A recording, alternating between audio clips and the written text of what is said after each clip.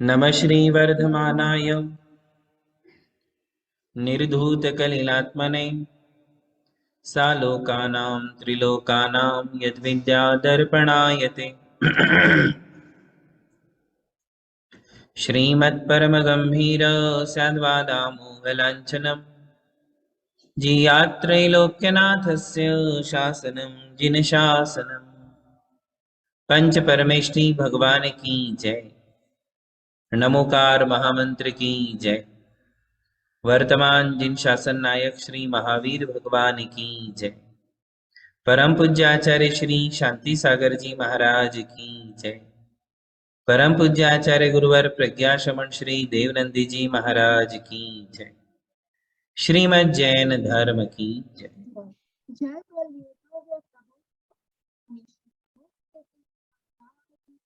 जय बोलिए से मुख्य जी महाराज की जय।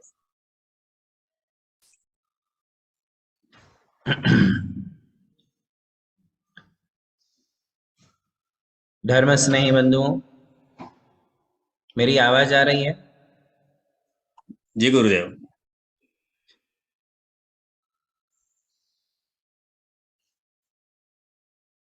श्री जिनेन्द्र भगवान के दर्शन, उनकी पूजा आराधना या जो भी भक्ति का रूप है उसे हम दिन के समान ही क्या रात्रि में भी कर सकते हैं, यह विषय हमारा चल रहा है। जो विषय पीछे हो जाता है उसे भूलना नहीं है। कल हमने आपके लिए बताया था कि पूजन के साथ भोजन की कोई तुलना नहीं है। पूजन मोक्ष मार्ग है, भोजन संसार का मार्ग है। भोजन किसी भी दृष्टि से मोक्ष का मार्ग नहीं हो सकता है। भोजन किसी भी दृष्टि से पुण्य वृत्ति नहीं हो सकती है। इसलिए भोजन का हमेशा त्याग कराया जाता है, किंतु पूजन का कभी त्याग नहीं होता है। क्या? पूजन का कभी भी त्याग नहीं होता है, किसी भी अवस्था में त्याग नहीं होता है। पुण्य का ही त्याग नहीं किया जाता है, पहले तो ये समझ लीजिए। पुण्य का कभी भी त्याग नहीं होता है। जब भी त्याग होता है पाप का ही त्याग होता है। पाप वृत्तियों का ही त्याग किया जाता है, बुराइयों का ही त्याग किया जाता है, अच्छाइयों का कभी त्याग नहीं किया जाता।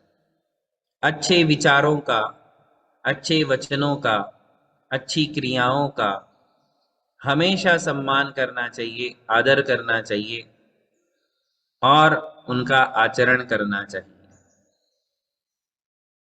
तो यहाँ पूजन की जो बात चल रही थी, विशेष करके देव दर्शन विधि, दिन में दर्शन कर लेने के बाद भी मन नहीं भरता है तो लोग रात में मंदिर जाते हैं और रात में भगवान का दर्शन करते हैं। शाम में जाते हैं, कोई रात में जाता है। ऐसा भी नहीं है कि एक ही बार करना चाहिए दर्शन, दोबारा मंदिर नहीं जाना चाहिए। जाना चाहिए क्या? एक बार जो मंदिर चले गए तो चले गए, दोबारा जाओगे क्या मंदिर में? दोबारा मंदिर जा सकते हैं क्या? अभी तो ऐसा प्रश्न आया नहीं है जमाने में, किंतु आगे आने वाला है। ये प्रश्न भी आएगा कि क्या दोबारा मंदिर जा सकते हैं। जैसे आजकल होता है ना कि दोबारा भगवान का अभिषेक कर सकते हैं। दोबारा एक बार भगवान का अभिषेक हो जाता है तो क्या दोबारा भी भगवान का अभिषेक कर सकते हैं, ऐसे प्रश्न आते। तो लोग वहां भी आंसर देते हैं कि स्नान एक ही बार होता है, दो बार थोड़ी ना होता है, जबकि खुद तीन तीन बार स्नान करते हैं, सुबह दोपहर शाम। अरे भाई, अभिषेक के साथ स्नान की तुलना क्यों कर रहे हो? आप खुद का स्नान और भगवान का अभिषेक, इन दोनों की कोई तुलना हो सकती है क्या? है? कभी भी नहीं हो सकती। अभिषेक है, आराधना विधि है, पूजन पद्धति है, भक्ति की क्रिया है। एक बार नहीं, दो बार नहीं, 4 बार करो, 10 बार करो, क्या तकलीफ है? जिनकी जितनी भक्ति है उतने बार अभिषेक करेंगे। ऐसा कौन से शास्त्र में लिखा है कि एक ही बार अभिषेक करना चाहिए? एक बार अभिषेक होने के बाद बंद कर देना चाहिए, फिर किसी को भी अलाउ नहीं करना चाहिए। ऐसी भी कट्टरता आज समाज में है, जिसका कि कोई औचित्य नहीं, कोई लॉजिक नहीं, उसके पीछे कोई शास्त्र नहीं, कोई प्रमाण नहीं, किंतु फिर भी ऐसी एक कट्टरता पाल करके रखी है कि नहीं, नो, नेवर, एक ही बार अभिषेक, उसके बाद नहीं। तो ये भी क्या है कि एक मिथ्या मान्यता है। ऐसे ही आगे जाकर के ये भी प्रश्न आएगा कि मंदिर में कितनी बार जाना चाहिए? कितनी बार जाना चाहिए? एक ही बार जाना चाहिए। 2 बार गए तो भगवान डिस्टर्ब नहीं हो जाएंगे? हम किसी को डिस्टर्ब करते हैं क्या? किसी के घर बार बार जाते हैं क्या? ऐसे लॉजिक आने वाले हैं। ऐसे लॉजिक आएंगे कि भाई हम बार बार किसी के घर में नहीं जाते हैं, उनको डिस्टर्ब होता है। ऐसे लौकिक दृष्टांतों को कभी भी धर्म के साथ घटाना नहीं चाहिए। भगवान डिस्टर्ब होने वाले हैं क्या आपके आने जाने से? उनके सामने तो असंख्यात श्रोता, उनके असंख्यात भक्त समौ शरण में नित ही आया जाया करते हैं। जब साक्षात जिनेंद्र डिस्टर्ब नहीं होते तो उनकी प्रतिमा क्या डिस्टर्ब होने वाली है भाई? साक्षात जिनेंद्र को जब कोई बाधा उत्पन्न नहीं होती है, असंख्य भक्त गण आते जाते ही रहते हैं, तो फिर स्थापना जिनेंद्र को क्या डिस्टरबेंस होगा? भगवान के दर्शन एक बार नहीं 100 बार करो तो हमारा ही भला है। इसमें भगवान को ना कोई लाभ है, ना कोई हानि है। हमारे दर्शन करने से, हमारे अभिषेक पूजन करने से बार बार अभिषेक करेंगे तो क्या भगवान को जुकाम लग जाएगा? है? 2-4 बार अभिषेक कर दिया तो क्या भगवान को फीवर आ जाएगा? बताओ, नहीं आएगा ना। तो फिर ऐसे मनगढ़ंत कल्पनाएं हम क्यों करते हैं? साक्षात जिनेंद्र बालक का भी हजारों घड़ों से अभिषेक होता है, उनको जुकाम नहीं लगता है, उनको फीवर नहीं आता है, वो तो अतुल बल के धारी हैं। तो हम स्थापना जिनेंद्र को लेकर के इतने परेशान क्यों होते हैं? ये एक बहुत बड़ी मिथ्या मान्यता है। लौकिक दृष्टांतों को धार्मिक क्रियाओं के साथ उतना ही घटाना चाहिए जिससे सिद्धांत का लोप ना हो। जो एग्जाम्पल सेट हो सकता है उसे सेट करो, किंतु जो एग्जाम्पल सिद्धांत के विरोध में जाता है, ऐसा एग्जाम्पल हमें कभी देना नहीं चाहिए। सारे दृष्टांत, सारे दृष्टांत धर्म के साथ लागू नहीं होते हैं। इसलिए इस मिथ्या मान्यता को अपने जहन से निकाल दो। तो मैं यही कह रहा था कि ये एक बहुत बड़ी मिथ्या मान्यता है क्या, कि भगवान के दर्शन एक ही बार करो, भगवान की पूजा एक ही बार करो, भगवान के अभिषेक एक ही बार करो। ऐसा मानना मिथ्या है, ऐसी मान्यता मिथ्या है।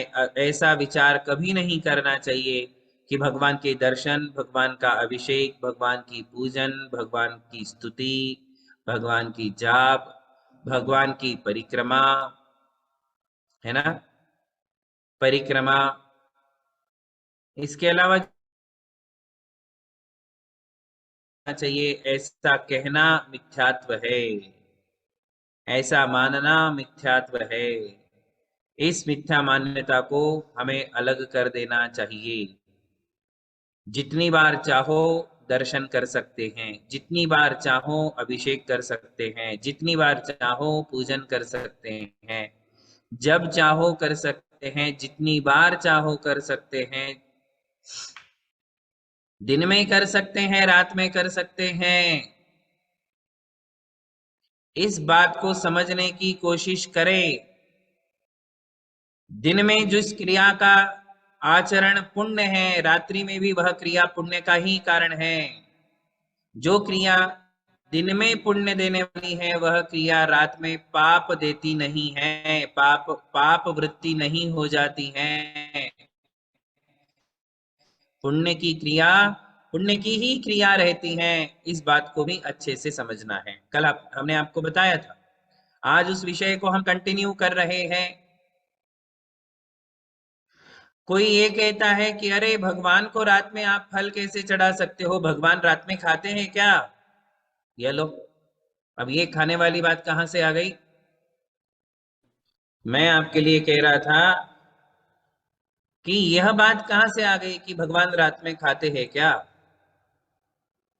अरे तो क्या भगवान दिन में खाते हैं क्या?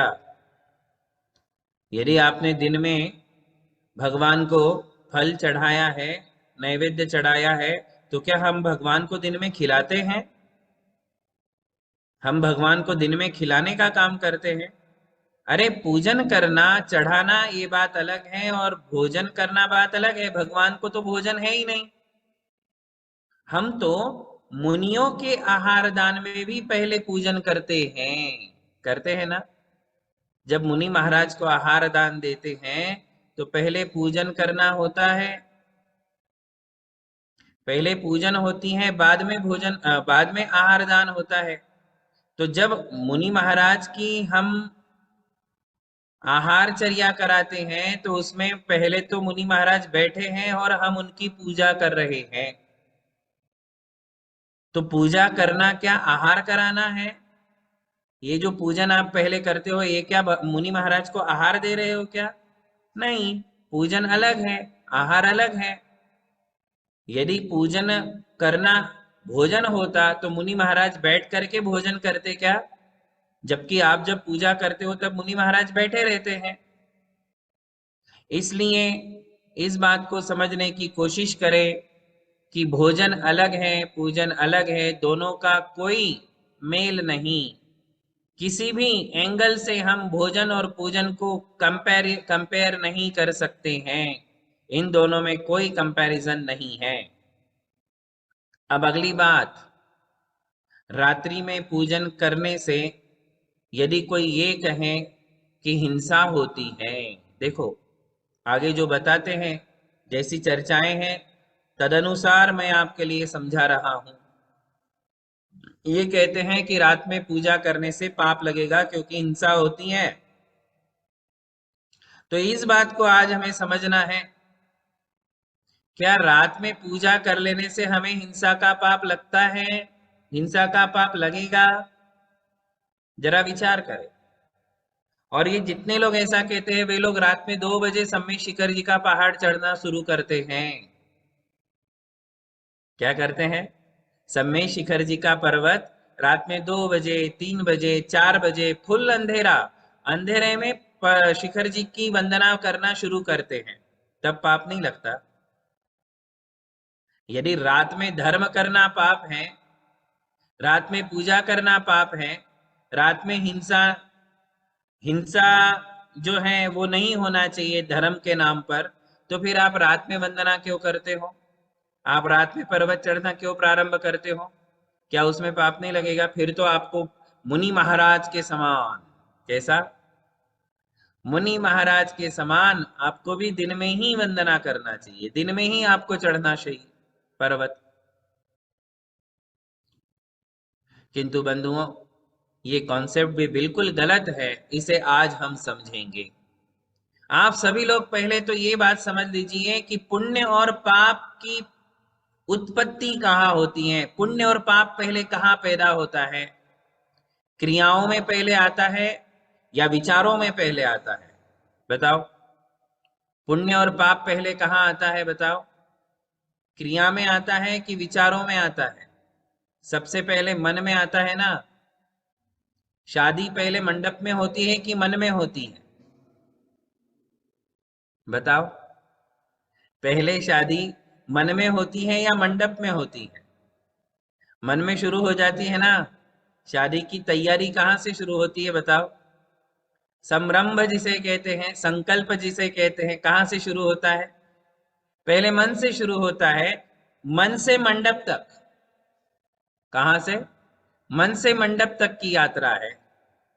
ऐसे ही युद्ध पहले मैदान में शुरू होता है या मन में शुरू होता है? युद्ध पहले तो मन में शुरू होता है। संकल्प मन से लिए जाते हैं, युद्ध का संकल्प करते हैं, तो मन से मैदान तक। कहां से?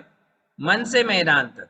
मन में पहले विचारों में, मन में विचारों में पहले हर क्रिया प्रारंभ होती है।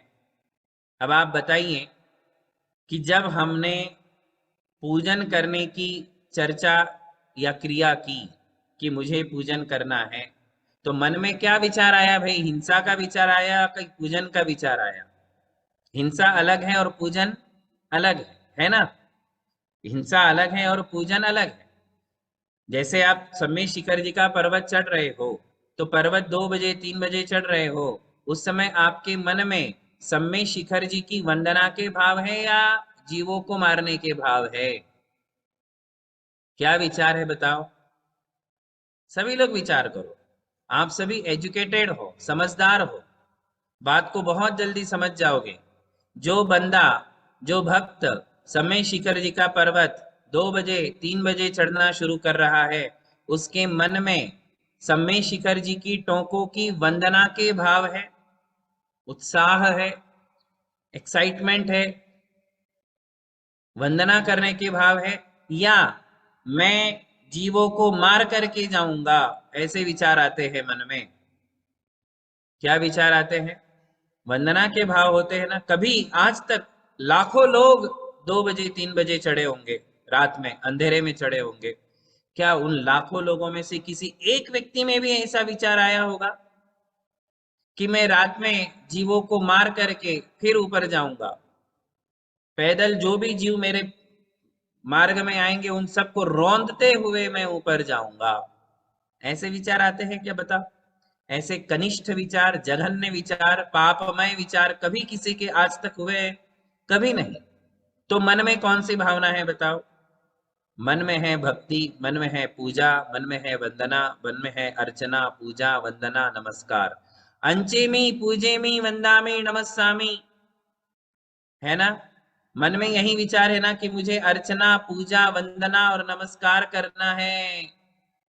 टोंकों के दर्शन की इतनी इतनी ज्यादा आसक्ति और भावनाएं, इतनी एक्साइटमेंट उसके मन में होती हैं। तो आप बताइए, वो सारे एक्साइटमेंट, वो सारे विचार पुण्यमय है या पापमय है? पुण्यमय है या पापमय है? पुण्यमय विचार है ना, धर्ममय विचार है ना, धर्म करने के भाव है ना, धर्म करने के लिए मन में उत्साह भरा है ना, खुशी है, आनंद है, उत्साह है, हर्ष है, प्रमोद है, प्रसन्नता है, भक्ति करने की मन में जोरदार प्रक्रिया चल रही है।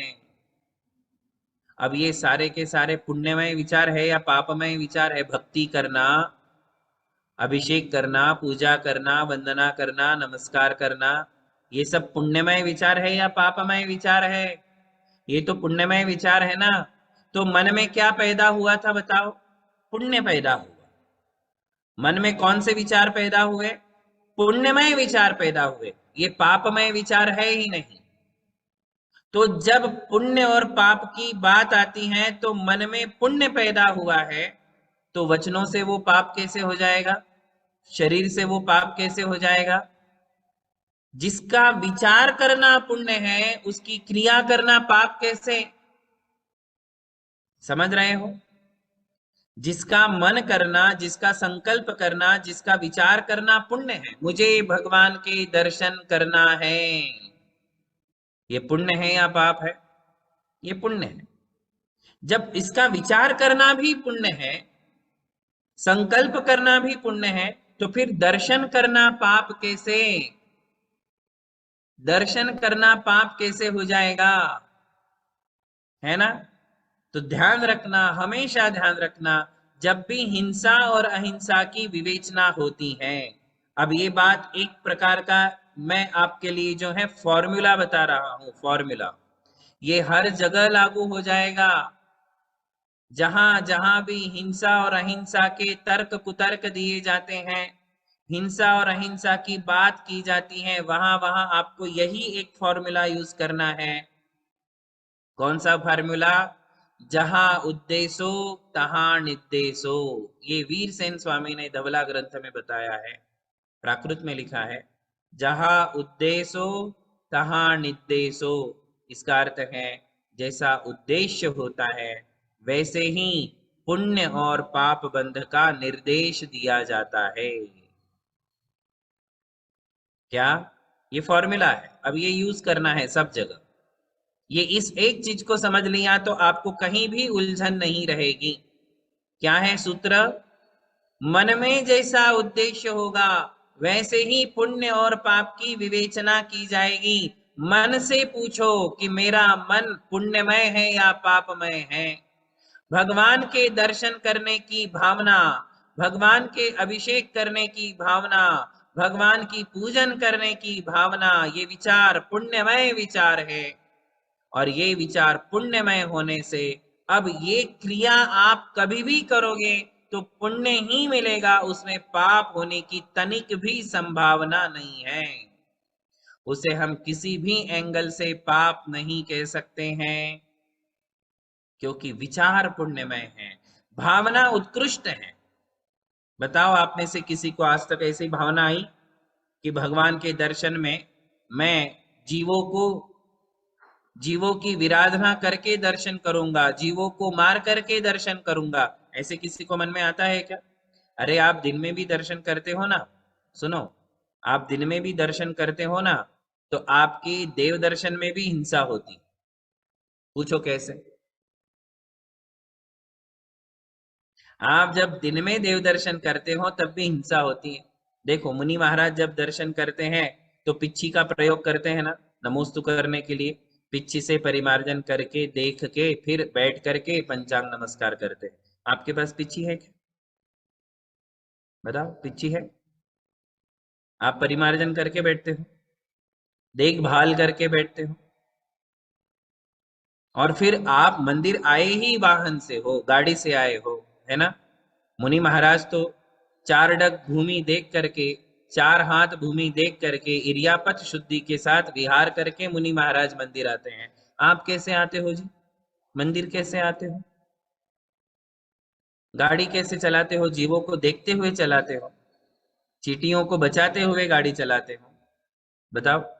तो मंदिर की भावना को लेकर के गाड़ी चला करके आप आए हो, है ना? किंतु मंदिर के भाव है, दर्शन के भाव है, इसलिए उसमें होने वाली हिंसा हिंसा नहीं कहलाती है, हिंसा की श्रेणी में नहीं आती है।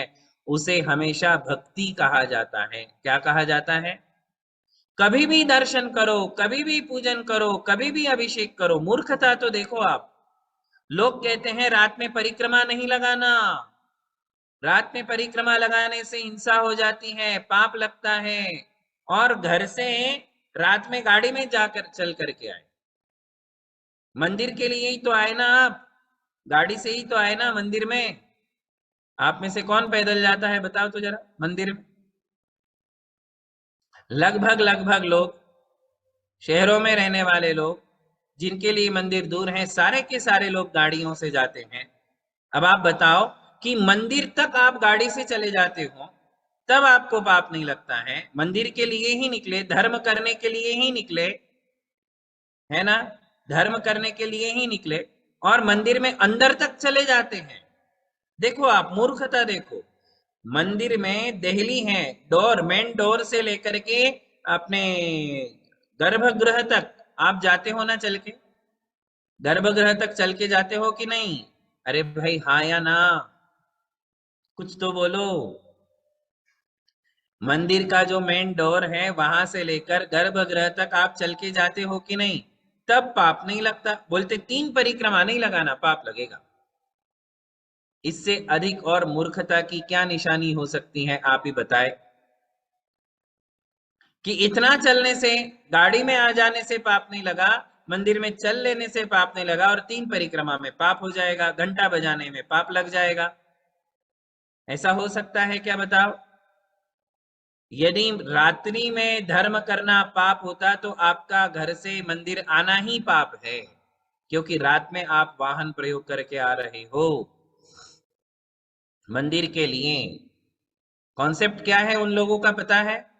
धर्म के नाम पर हिंसा नहीं होनी चाहिए। क्या कॉन्सेप्ट है? हमारा नहीं, ये जो सामने वाले लोग हैं, हमारे सामने खड़े हैं, जो रात में परिक्रमा, मंदिर में घंटा बजाना, द्रव्य चढ़ाने को पाप समझते हैं, उनका कॉन्सेप्ट है धर्म के नाम पर हिंसा नहीं करना है।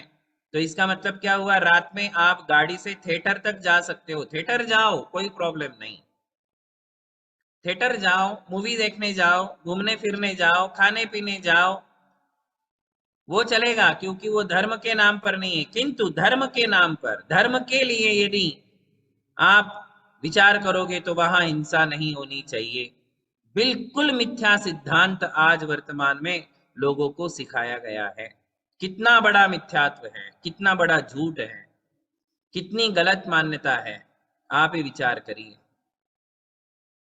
जबकि पुण्य और पाप की परिभाषा समझ रहे हो ना आप, कि वो केवल जीवों का मरण हिंसा नहीं है, उस हिंसा में प्रमत्त योग चाहिए। उस हिंसा में यदि अशुभ भावनाएं हैं तो पाप लगता है।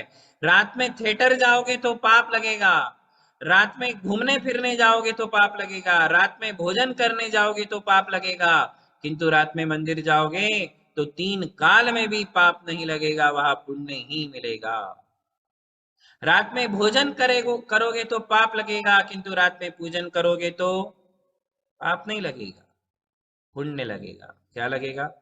क्योंकि विचारों में पुण्य है, उद्देश्य पवित्र है, उद्देश्य मंगलमय है, भक्ति करने के भाव है, और भक्ति करना कभी भी पाप नहीं होता है। और जो लोग पाप समझते हैं वे जितने भी पाप और हो रहे हैं उनको छोड़ दे। जो लोग रात में परिक्रमा लगाने में पाप समझ रहे हैं, वो मंदिर में आने वाला पाप भी ना करें, रात में मंदिर में भी ना आवे, है ना? जिन लोगों को रात में घंटा बजाने में, परिक्रमा लगाने में, द्रव्य चढ़ाने में पाप लगता है, पूजा करने में पाप दिखता है, अभिषेक करने में पाप दिखता है, उन लोगों ने सनसेट के बाद घर से बाहर निकाल, मंदिर के लिए बाहर निकलना बंद कर देना चाहिए। सनसेट होने के बाद वे मंदिर ना जाएं, क्योंकि धर्म के नाम पर ही हिंसा होगी यदि तुम मंदिर रात में जाओगे। यदि तुम रात में आरती करोगे, रात में आरती करते, अब देखिए कितना बड़ा, मतलब क्या कहे, अज्ञान है। रात में आरती करते हैं, दिया जलाते हैं, रात में नाचते हैं, पर्युषण पर्व में बाजे बजाते हैं, 12 महीना घंटा नहीं बजाना, किंतु 10 दिन में अच्छे से बाजे बजाना पर्युषण में। ये जितने भी लोग हैं विरोधी, इनकी बात कह रहा हूं मैं, आपकी नहीं। इन्हें घंटा बजाने में प्रॉब्लम है, किंतु पर्युषण पर्व में रात में अच्छे से संगीतकार को बुला के धूम धड़ाके से बाजे बजाते हैं, नाचते हैं, आरती करते हैं, खूब नाचते हैं। नहीं नाचते क्या, बताओ? रात में करते ना। पूरे देश में ये माहौल है, विदेश का पता नहीं, किंतु पूरे देश में ये माहौल है। वे लोग जो रात्रि में परिक्रमा करना, घंटा बजाना, फूल फल चढ़ाने को पाप समझते हैं, वे लोग अच्छे से नाचते हैं। बताओ कितना पाप कर रहे हैं, है ना पाप? हमारे लिए पाप नहीं है। जो लोग परिक्रमा लगाना, घंटा बजाना, द्रव्य चढ़ाने में पाप नहीं समझते, उनके लिए कोई भी धर्म क्रिया पाप नहीं है। रात में कोई भी धर्म क्रिया, हम लोगों का मत तो ये है कि मेरे मन में भक्ति है तो भक्ति कभी पाप नहीं है, चाहे दिन हो या रात हो। किंतु जिनके लिए रात में हिंसा दिखती है, उन लोगों ने रात में सम्मे शिखर जी का पर्वत नहीं चढ़ना चाहिए, उन्होंने रात में मंदिर नहीं जाना चाहिए, उन्होंने रात में आरतियां नहीं करना चाहिए, उन्होंने रात में कोई भी नृत्य भक्ति गान नहीं करना चाहिए, चाहे कोई भी पर्व हो। है या नहीं? बताइए आप मेरे साथ हो या नहीं, मेरे फेवर में हो या नहीं, बताओ? समर्थन में हो कि नहीं? या तो करो तो पूरा करो, छोड़ो तो पूरा छोड़ो। भाई तुमने आधा अधूरा क्यों छोड़ा?